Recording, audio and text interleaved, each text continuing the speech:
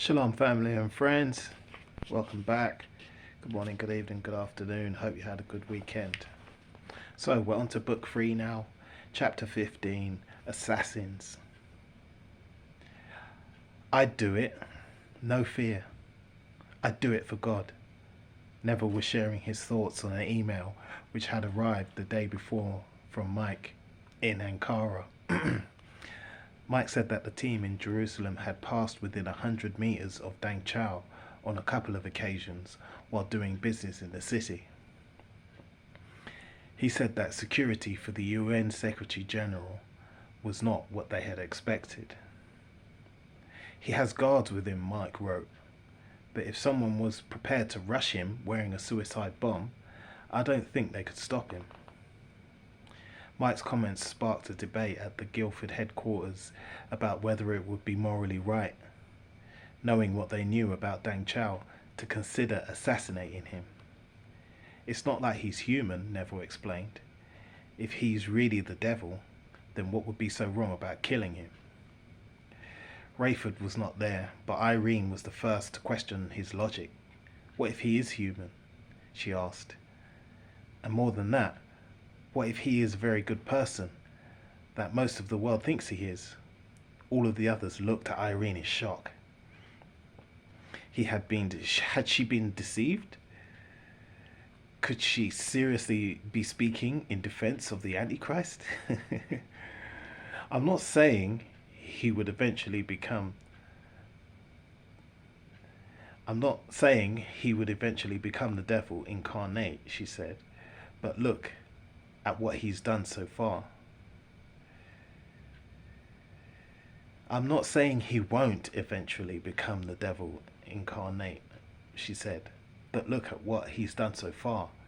This is the point you have to listen to, because this is exactly what's going to happen, and people are going to justify it, and many will be fooled.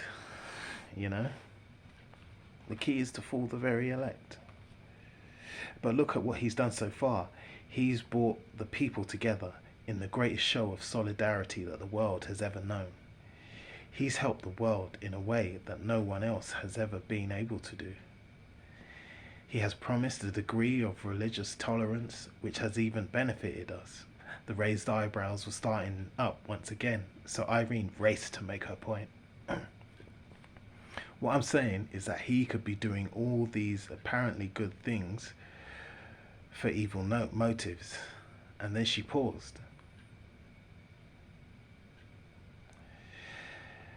Or he could genuinely be trying to do the right thing, even at this very moment, only to be possessed by the devil at some later time.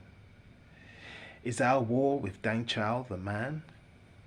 Or is it with the devil, who we believe will use Dang Chao's body at some time in the future? Matthew, as official judge for the tribe of Joseph, was the first to support Irene's theory. We don't really know what Dang Chao isn't. We don't really know that Dang Chao isn't just human, or as good as you or I at the moment, he noted. But even if he is evil, we're pacifists. The comment was so significant coming, as it was from a former Baptist, who had always believed armies could be used to enforce the will of God. and they were. But that was before he had met the Jessens. Christians don't kill their enemies, Matthew reminded the others. And that includes even our worst possible enemy, the Antichrist himself. Vengeance is God's business and not ours. If we've understood the Bible correctly, Dang Chao will get a deadly wound eventually. Maybe that's when the devil comes into him. Or maybe he's as innocent as you and me at this moment. Maybe we could be the ones to give him that deadly wound, suggested Neville. We're supposed to fight for God at Armageddon. So if we can kill people for God, then why not? You see, this is the question. This is the question that's coming. This is the question. This is why you really need to understand who's who in this book. If you can kill Deng Chao just by speaking a word, then go ahead, Matthew taunted. But remember, Neville, that our weapon, even at Armageddon, is supposed to come out of our mouths. Our weapon is the truth. Nothing more, nothing less. Do you understand? Mary and Elaine listened intently, but said nothing. They were from the old school, where women listened submissively in silence. Controversy. Easy, sisters, easy. Now this is good as well. Where do you suppose all the wars come from? Asked Matthew, pursuing his point a bit further. Drop in truth. From greedy governments fighting over oil and other wealth. Never answered wisely. He had studied Rayford's teaching on the subject. Okay, true. That wasn't the answer Matthew had been looking for. So he offered it himself. But they always get the soldiers to fight by demonizing the opposition, he said.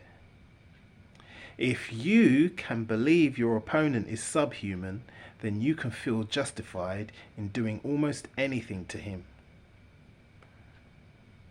Ain't that the truth? That's exactly what they did to us. You know, the curse of Ham business, which is the curse of Cain. Africans are supposed to be in servitude forever because of the curse that Noah put him on him. And also saying that we had smaller brains and that our bodies were more suited to manual labor, and that we actually enjoy being ruled and being slaves. And that allowed Christianity to justify slavery. Because before those times, like I said, Europe was a multicultural society before America, and people used to get along.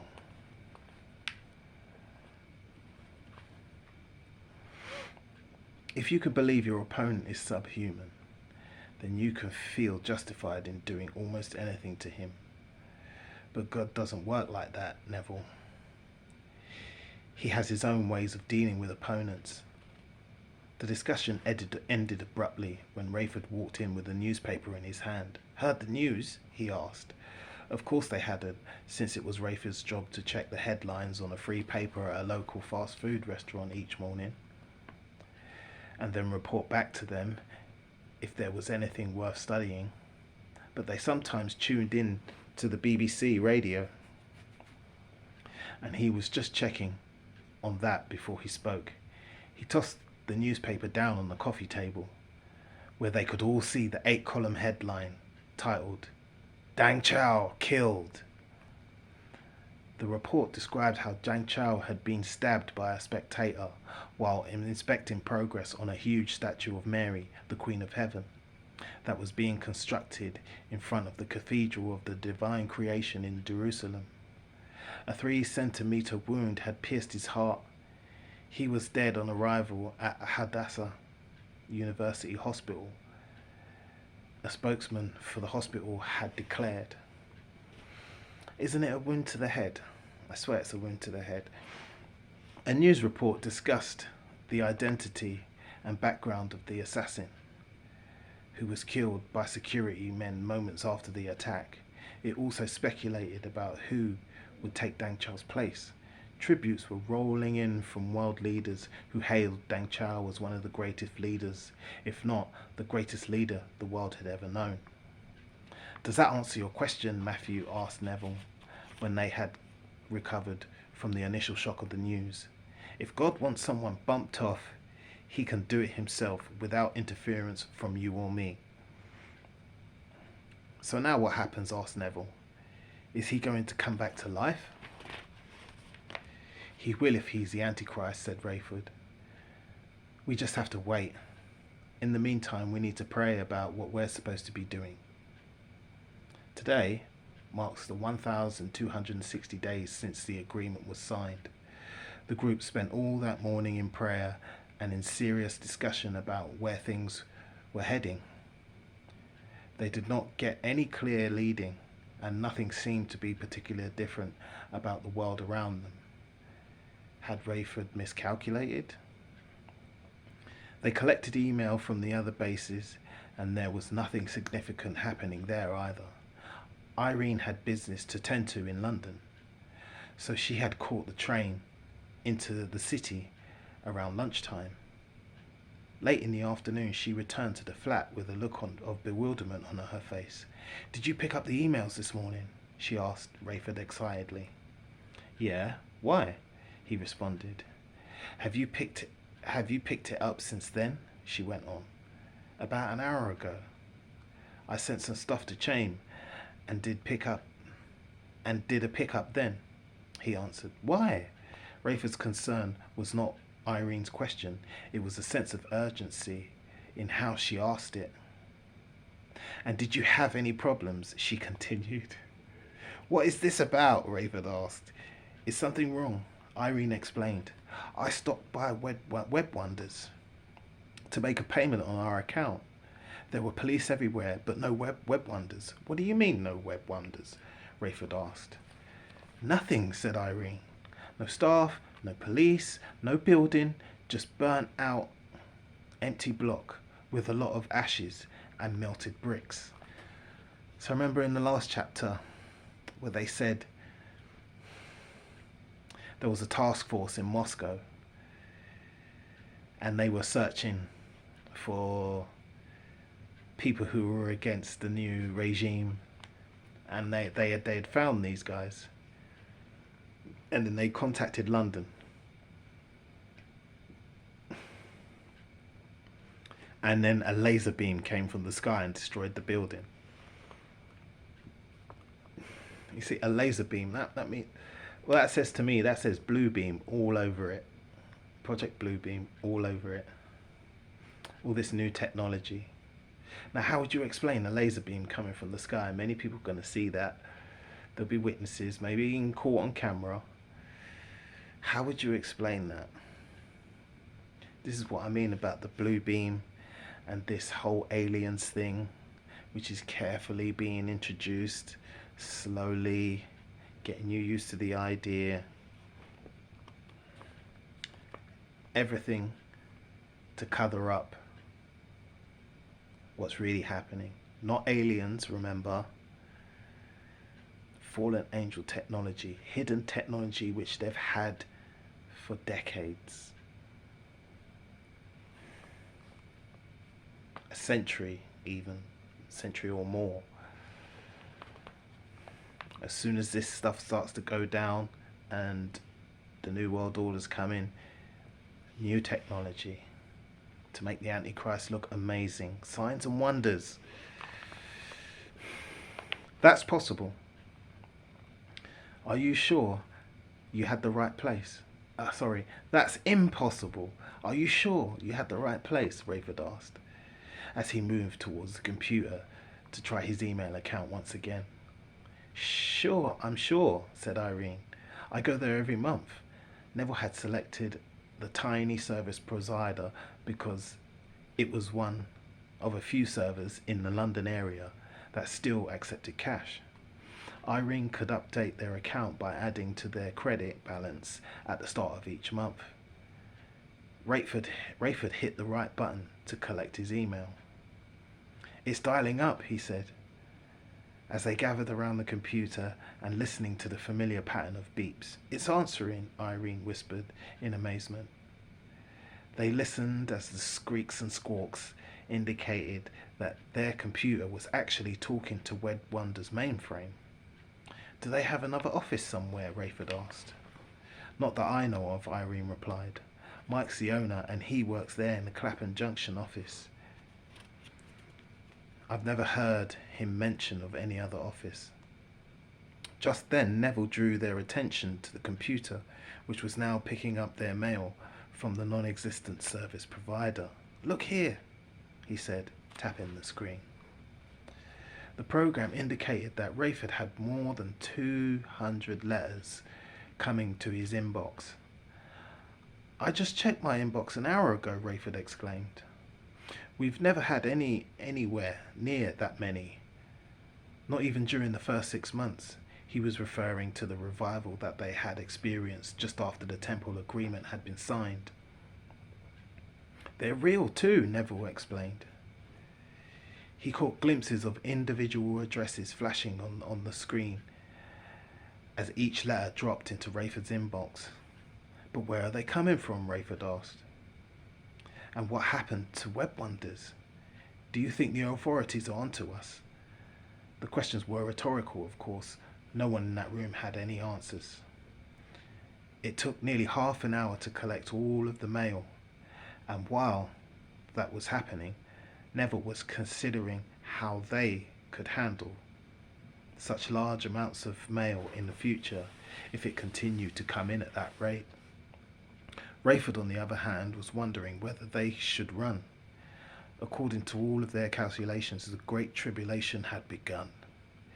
It was time for them to flee into the wilderness. Whatever it was that happened at Wed Wonders, it was more than likely an indication that the authorities were onto them. But where should they go? Where were the magic wings that would enable them to fly away from trouble? Or could it be that they were about to be captured? Had his ministry come to an end? If it was going to end soon, Rayford was determined to go down fighting, not with guns, but with the truth. There was much that had been shared only amongst the tribal members over the past 3.5 years, but now it was time to broadcast it to the rest of the world, if he could still be heard. Late that night, he sat in front of the computer typing. He let loose with a broadside that left no doubt about what he believed about Levi Zhu Dengchao and his world government. Rayford explained about the number value of Dengchao's name, and he predicted that the charismatic leader would be resurrected shortly. The Bible predicted that. But that's prophecy. The Bible didn't predict it, the Bible said so. But that what people would see would not be a human being, it would be a zombie, a dead body inhabited by the devil himself. He predicted that the sacrifices would cease and that Dengchao would take control of the temple, declaring himself to be immortal. The Pope would call on the people of the world to worship Dengchao as the universal Messiah. They were extreme claims, but Rayford felt that he had very little time left, and he wanted to be as clear as possible before his arrest. It could be his last message to the world, and even if he was wrong in some of the finer details, he had to get the important point across to those whom he could influence, i.e. that Dengchao, if resurrected, would be the prophesied Antichrist. No doubt about it. He would be evil personified.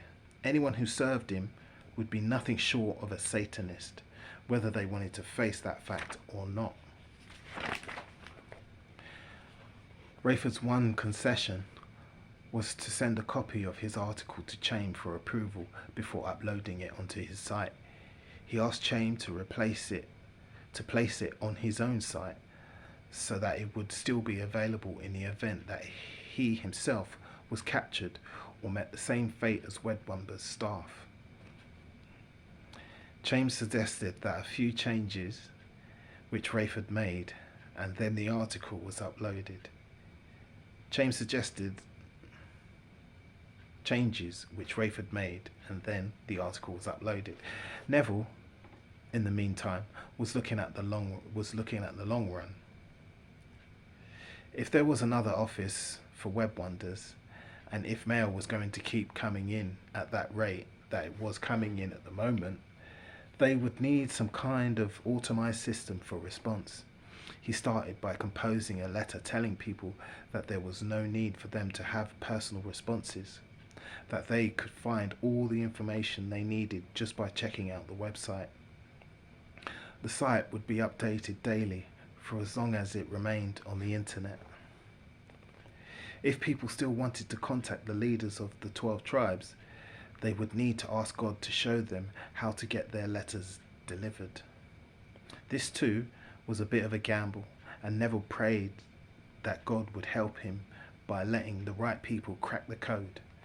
Neville set it up so that mail to their address at Web Wonders would only get through if people typed a 7 as the first digit in the text of the letter, followed by a letter which would direct them to one of the 12 tribes, providing it was one of the correct 12 letters.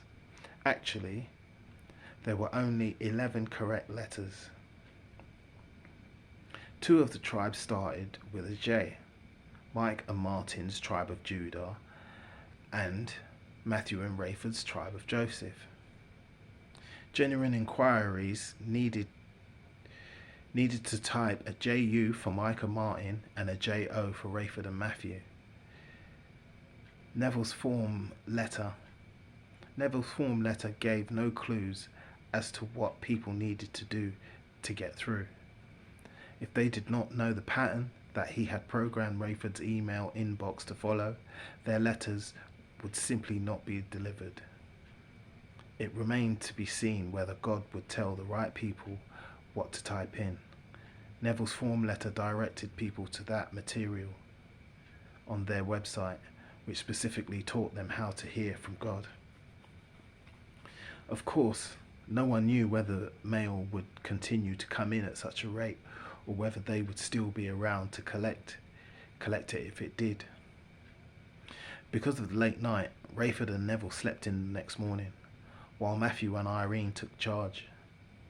Irene turned on the radio to hear the BBC News.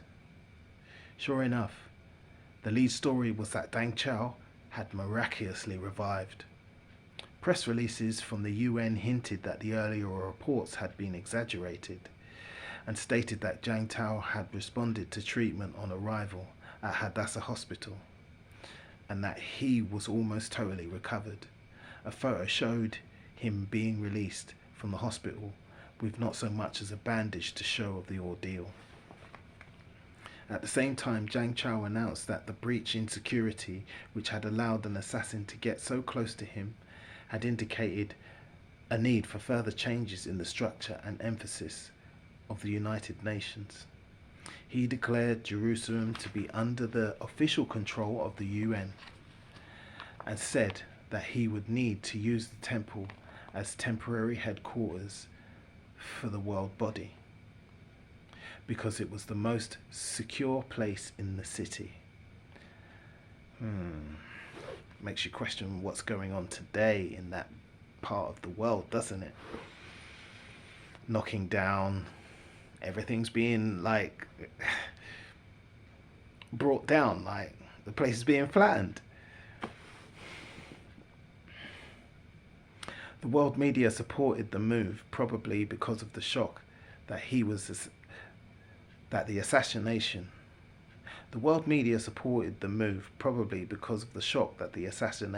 had caused everywhere. But no one thought to ask why the switch to Jerusalem was being made in the first place. The Pope went on record as supporting the decision, stating that the world was moving closer to one faith, and it was right and proper for that faith to become a part of the one world government that the UN represented. We see this happening already. Come on, you must know, love is love, God is love, the tolerance.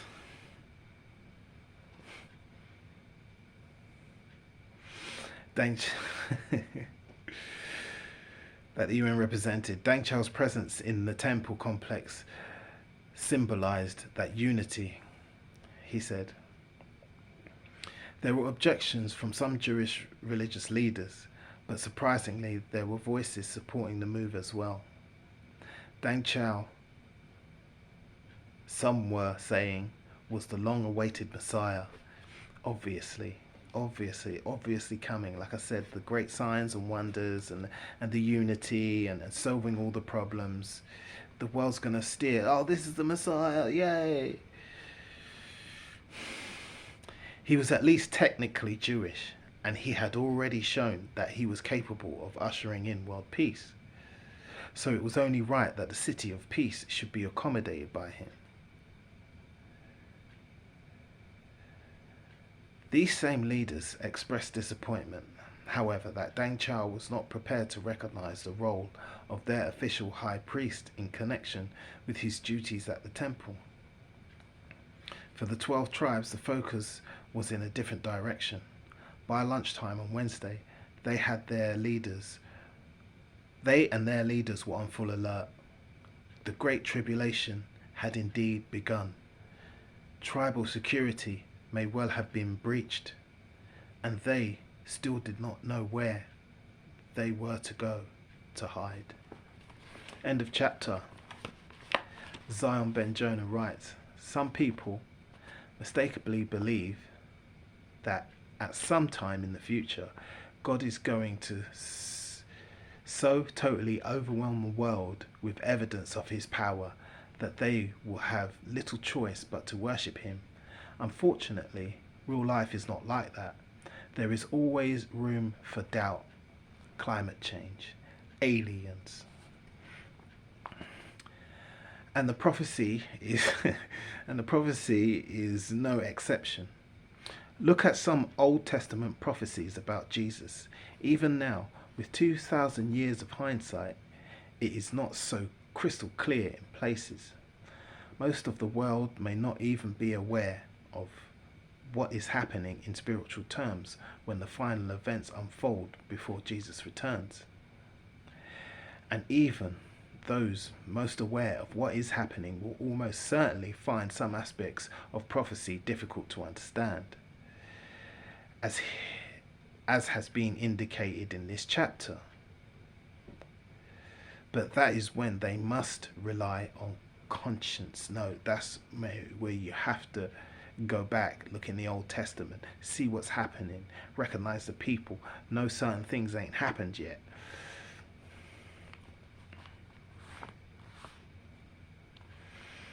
You're going to have to listen to the right people. What God wants are people who will trust him and serve him, even when they do not have all the answers. That is what the 144,000 believers represent. One person in 50,000 who will do the right thing simply because it is right, and not because they have been forced into action. However, one thing we must not do is to meddle with events in such a way as to try to either fulfill or alter what has happened. One thing we must not do is to meddle with events in such a way as to try to either fulfill or alter what has been prophesied. You've been doing that and you're going to do that. Prophecy needs no help, nor can it be altered. It is not that we need to have free will. It is not that we do not have free will, but rather that prophecy merely reports what will happen as a result of our free will. However, one thing we must not do is to meddle with events in such a way as to try to either fulfill or alter what has been prophesied. Prophecy needs no help, nor can it be altered. It is not that we do not have free will, but rather that prophecy merely reports what will happen as a result of our free will. Go back, you need to read Revelations. Like it says, all these things will happen. You will get all the signs. All the signs will happen. Everything from Luke 21, Matthew 24, everything from the Old Testament, everything from the Apocrypha is going to start to unfold. They're not going to let you see it. but it's going to get to a point where it's going to be right in front of your eyes. Nobody needs to film nothing, because people are going to be filming stuff. And this is what I think is happening right now. Like, they're putting so much nonsense on the internet that when the real things start to happen and people are catching it on camera, when they upload it, people are going to be, nah, that's photoshopped, nah, that didn't happen, nah, that's nonsense, ah, that's AI. You know, we're just being prepared for that right now. Like, these people, they get ahead, they get ahead, they get ahead.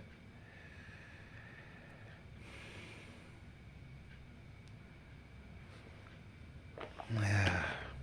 Prophecy. Prophecy does not need our help.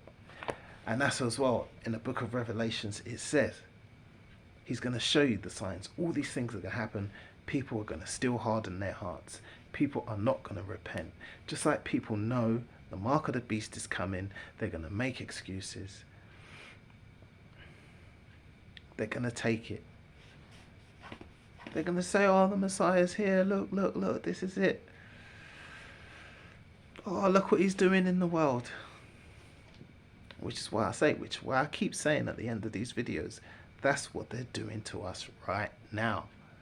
They're taking everything away from us, making life so uncomfortable, so difficult, so that this guy can come and make it all right and all amazing and all beautiful and all glorious.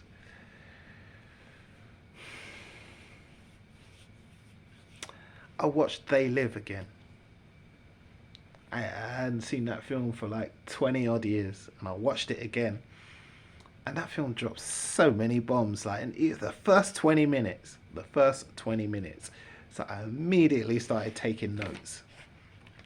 Like, the dude, when he's first, like, he comes to the city, he goes to the job centre. There's all jobs posted on the wall, and the lady, she sits there and she tells him, she finds out, she wants to know where he's from and who he is and blah blah blah. This reminded me of the coming times where if you haven't got the mark, or if there's certain thing on your name on the official database, certain flags, she says to him, ah, there are no jobs. And it's like, what do you mean there's no, you haven't got a job for me? This is the job centre. This is the job centre.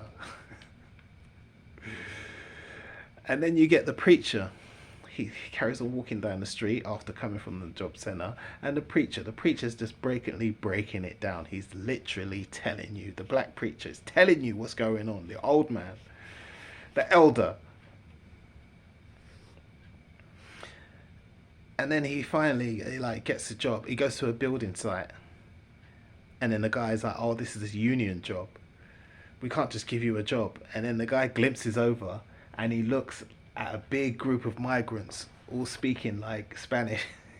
And he looks back in the guy's face and the guy just gives him a job. And then he gets to the homeless camp. Like, people just living out of the open. Like, these things are happening already. And he's at the homeless camp and they're watching telly. He looks in someone's window and is watching the telly, and there's this woman, she's talking about the fame culture, and she's like, oh, I just want everybody, I want to be famous, I want everybody to say my name, I want to wear beautiful dresses. You know. The fame culture. And then two guys at the homeless camp, they're sat down and they're talking about, his friend who works with him at the building site, he's talking about how in his last job he got laid off, but he had poor wages and he got laid off, but the fat cat bosses still got their bonuses. And then there's people sat around the fire, they're watching TV, and then this guy is trying to hack the TV station. He's totally red pilled and he's like hacking, so there's interference on the TV station. And the guy's red pilling everyone. He's trying to tell them, this is what's really happening. You're in danger. There's people out there. These people. You know. And it just happens to be that all these people are quite wealthy. They're quite rich. there's an epidemic of violence. That's the first 20 minutes, bang, all those points. And as the film goes on, especially as it starts to unfold, and then they start to find these people, he gets the watch.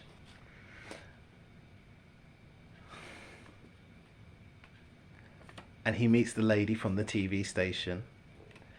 But she's pretty, so he's totally caught off guard. She pushes him out the window. She steals his glasses, but then she turns up at the resistance meeting, and then that place gets raided and all the people get killed. Obviously, she was the traitor.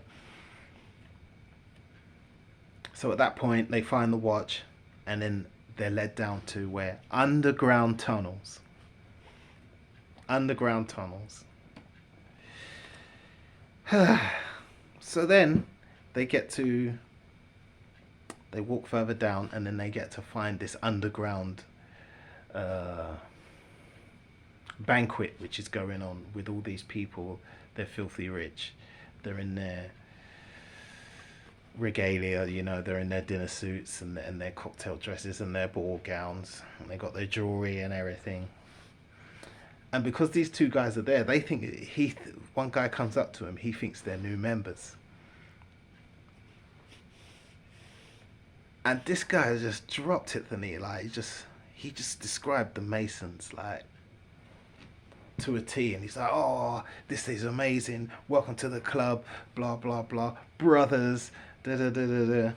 Blah blah blah." And he's like, "Let me give you the tour." So they're walking around, and he shows them the TV station, and this is exactly why these guys have come. They come to hijack the TV station because the TV is the one that's pulled the wall over everybody's eyes. So then they pull out their guns and they're like, get us into the TV station, get us in there. And the guy's like, "Oh, you know, it's just business. It's just business." Like, it's just business. And that's what these Masons, this is what they say. I'm not sure if I told you before, but I'm going to mention this before. Like, this time last year, I was at a certain place, and I had conversation with two ladies. They seemed really nice, but they started talking about masonry, and they were telling me that, oh yeah, there's a Masonic temple downstairs in the basement of this building. And she was like, "Oh, it's nothing bad, like people talk about it, but it's just business. It's just business." Like, so anyone who's really talented, you've had a good business, had a great business idea, and you wonder why your business did not prosper, why it didn't succeed, it's because these guys are everywhere. If you're not in the club, they'll crush you for the sake of somebody else's business. It's like there was a baker within the area, and he was a Mason, and then you've just opened up your bakery and you're not. These people are everywhere. Everywhere.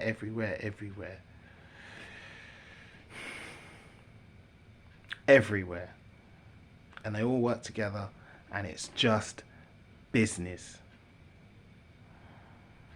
And the guy said, "Oh, it's just business, it's business. There's no more good guys. There's no more countries." This is a film where I was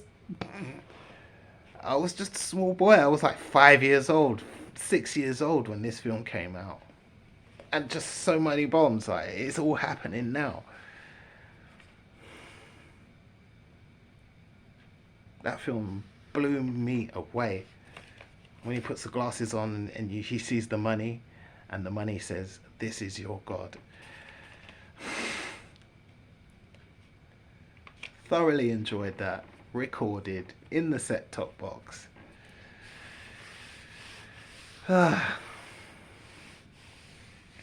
Ladies and gentlemen, thank you very much for listening. I know I ran on. Sorry, my reading couldn't be a bit smoother.